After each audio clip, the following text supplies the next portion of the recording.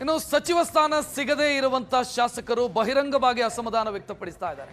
ಪಕ್ಷದ ನಿರ್ಧಾರದ ವಿರುದ್ಧ ವಿರೋಧ ವ್ಯಕ್ತಪಡಿಸ್ತಾ ಇದ್ದಾರೆ. ಇದರ ಬಗ್ಗೆ ಪ್ರಿಯಾಂಕ್ ಖರ್ಗೆ ಮಾತನಾಡಿದ್ದಾರೆ. 33 ಸ್ಥಾನ ಅಷ್ಟೇ ಕೊಡೋದಕ್ಕೆ ಸಾಧ್ಯ, ಎಲ್ಲರಿಗೂ ನ್ಯಾಯ ಕೊಡೋದು ಕಷ್ಟ. ಎಲ್ಲವನ್ನು ಪರಿಗಣಿಸಿ ಹೈಕಮಾಂಡ್ ನಿರ್ಧಾರ ತೆಗೆದುಕೊಂಡಿದೆ. ವರಿಷ್ಠರು ಅವ್ರ ಜೊತೆಗೆ ಮಾತನಾಡ್ತಾ ಇದ್ದಾರೆ. ಪಕ್ಷದಿಂದ ಗೆದ್ದಿಲ್ಲ, ಸ್ವಂತ ಶಕ್ತಿಯಿಂದ ಗೆದ್ದಿದ್ದೀವಿ ಅಂತ ಕೆಲವರು ಮಾತನಾಡ್ತಾ ಇದ್ದಾರೆ. ಪಕ್ಷದ ಚಿಹ್ನೆಗಾಗಿ ಬಯಸಿದ್ದು ನಾವೇ ಅಲ್ವಾ ಅಂತ ಪ್ರಿಯಾಂಕ್ ಖರ್ಗೆ ಮಾತನಾಡಿದರು.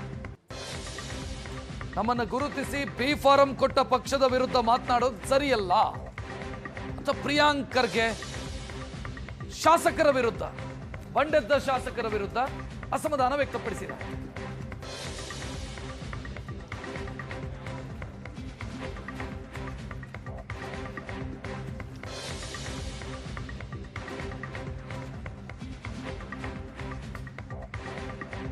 ಪಕ್ಷದಲ್ಲಿ ನಾಯಕತ್ವ ಅಥವಾ ಸಾಮರ್ಥ್ಯದ ಕೊರತೆ ಇಲ್ಲ.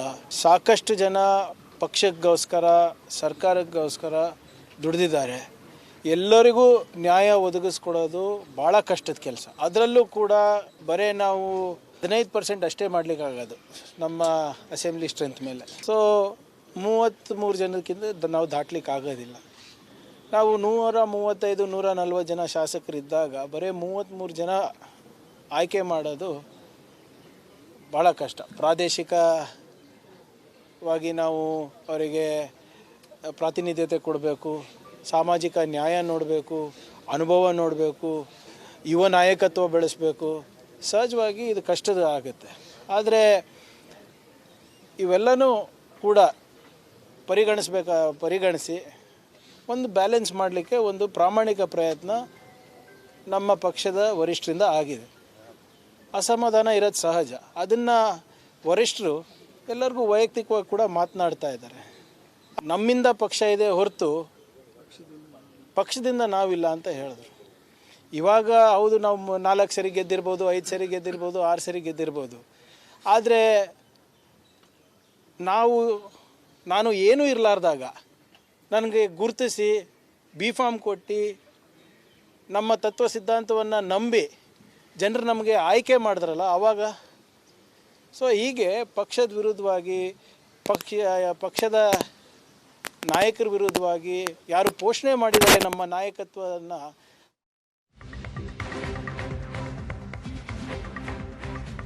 ರಾಜೀನಾಮೆ ಕೊಟ್ಟರೆ ತಕ್ಷಣ ಅದನ್ನು ಸ್ವೀಕರಿಸ್ತೀನಿ ಅಂತ ಮುಖ್ಯಮಂತ್ರಿ ಡಿ.ಕೆ. ಶಿವಕುಮಾರ್ ಏನು ಹೇಳಿದ್ರು, ಅದರ ಬಗ್ಗೆ ಪ್ರಿಯಾಂಕ್ ಖರ್ಗೆ ಮಾತನಾಡಿದ್ದಾರೆ.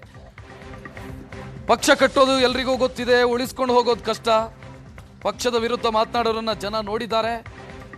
ಖರ್ಗೆ ಅವರು CM ಸ್ಥಾನ ಸಿಕ್ಕಿಲ್ಲ, ಅನ್ಯಾಯ ಆಗಿದೆ ಅಂತ ಯಾವತ್ತಾದರೂ ಹೇಳಿದ್ದಾರೆ.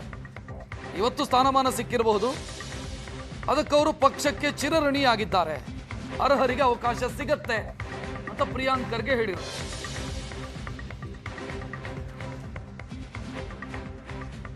ಸಂಪುಟದಲ್ಲಿದ್ದಾರೆ ನಮ್ಮಂಥವರು, ನಮಗೂ ನೋಡ್ತಾ ಇದ್ದಾರೆ. ಯಾರು ಕಾರ್ಯಕರ್ತರಿದ್ದಾರೆ ಅವರು ಕೂಡ ಗಮನಿಸ್ತಾ ಇದ್ದಾರೆ. ಮತ್ತು ಯಾರು ಪಕ್ಷದ ವಿರುದ್ಧ ಮಾತಾಡ್ತಾ ಇದ್ದಾರೆ ಅವ್ರಿಗೆ ಕೂಡ ಕಾರ್ಯಕರ್ತರಿಗೆ ಗಮನಿಸ್ತಾ ಇದ್ದಾರೆ. ಅವರು ಮತ್ತು ಡಿ.ಕೆ. ಶಿವಕುಮಾರ್ ಸಾಹೇಬ್ರ ನಡುವೆ ಏನು ಮಾತುಕತೆ ಆದಾಗ ಆವಾಗ ಕೂಡ ತಾವು ಪ್ರಸಾರ ಮಾಡಿದ್ದೀರಾ. ಒಂದು ಸರಿಯಾನ ಖರ್ಗೆ ಸಾಹೇಬರು ಏನಾದರೂ ಅನ್ಯಾಯ ಆಗಿದೆ ಪಕ್ಷದಿಂದ ಅಂತ ಹೇಳಿದಾರ ಅಥವಾ ಪಕ್ಷದ ವಿರುದ್ಧವಾಗಿ ನಡ್ಕೊಂಡಿದ್ದಾರಾ? ನಾನು ಹೇಳ್ದಂಗೆ ನನಗಿವತ್ತು ಸ್ಥಾನಮಾನ ಸಿಕ್ಕಿರ್ಬೋದು, ಅದಕ್ಕೆ ನಾನು ಪಕ್ಷಕ್ಕೆ ಚಿರಋಣಿಯಾಗಿದ್ದೇನೆ, ಕಾರ್ಯಕರ್ತರಿಗೆ ಚಿರಋಣಿಯಾಗಿದ್ದೇನೆ.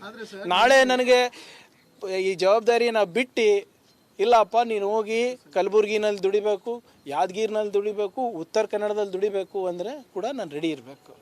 S, it is very difficult. ಯಾರ್ಯಾರು ಭಾಳಷ್ಟು ಜನ ಡಿಸರ್ವಿಂಗ್ ಇದ್ದಾರೆ, ಭಾಳಷ್ಟು ಜನ ಹಿರಿಯರಿದ್ದಾರೆ. ಅವ್ರ ಅನುಭವ ನಮ್ಮ ಪಕ್ಷಕ್ಕೂ ಬೇಕು, ಸರ್ಕಾರಕ್ಕೂ ಬೇಕು. There is no denying that. ಯಾರ ಕೆಲಸ ಚಿಕ್ಕದು ದೊಡ್ಡದು ಅಂತ ಅಲ್ಲ, ಯಾರ ವರ್ಚಸ್ಸು ಚಿಕ್ಕದು ದೊಡ್ಡದು ಅಂತನೂ ಇಲ್ಲ. ಆದರೆ ಪಕ್ಷದ ವರ್ಚಸ್ದಿಂದ ನಾವಿದ್ದೀವಿ ಅಂತ ನಾವು ಮರಿಬಾರ್ದು, ಅಷ್ಟೇ ನನ್ನ ಮನವಿ. ಸಂಪುಟದಲ್ಲಿದ್ದಾರೆ ನಮ್ಮಂಥವರು, ನಮಗೂ ನೋಡ್ತಾ ಇದ್ದಾರೆ. ಯಾರು ಕಾರ್ಯಕರ್ತರಿದ್ದಾರೆ ಅವರು ಕೂಡ ಗಮನಿಸ್ತಾ ಇದ್ದಾರೆ. ಮತ್ತು ಯಾರು ಪಕ್ಷದ ವಿರುದ್ಧ ಮಾತಾಡ್ತಾ ಇದ್ದಾರೆ ಅವ್ರಿಗೆ ಕೂಡ ಕಾರ್ಯಕರ್ತರಿಗೆ ಗಮನಿಸ್ತಾ ಇದ್ದಾರೆ. ಅವರು ಮತ್ತು ಡಿ.ಕೆ. ಶಿವಕುಮಾರ್ ಸಾಹೇಬ್ರ ನಡುವೆ ಏನು ಮಾತುಕತೆ ಆದಾಗ ಆವಾಗ ಕೂಡ ತಾವು ಪ್ರಸಾರ ಮಾಡಿದ್ದೀರಾ. ಒಂದು ಸರಿಯಾನ